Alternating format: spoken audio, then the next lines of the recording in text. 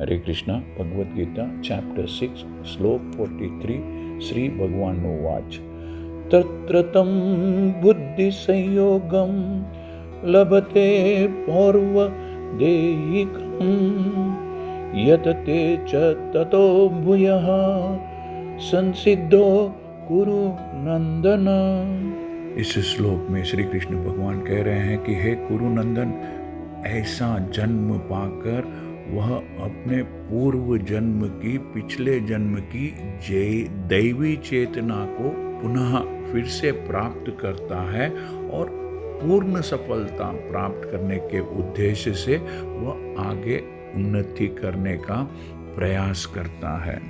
Lord Krishna says, O son of Kuru, on taking such a birth, he again revives the divine consciousness of his previous life and he tries to make further progress in order to achieve complete success.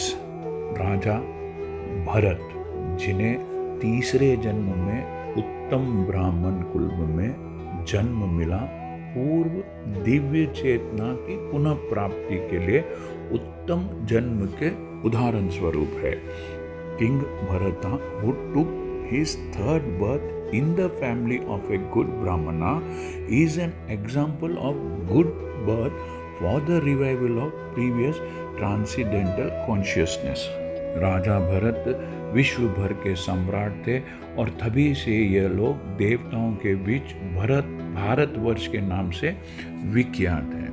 King Bharata was the emperor of the world, and since his time this planet is known among the demigods as Bharatavarsha.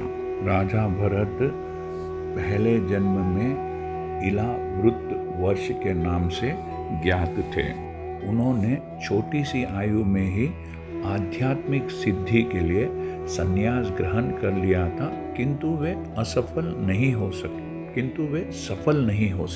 In the previous birth, King Bharata was known as Ilavarta Varsha, the emperor at an early age in that life retired for spiritual perfection but failed to achieve success.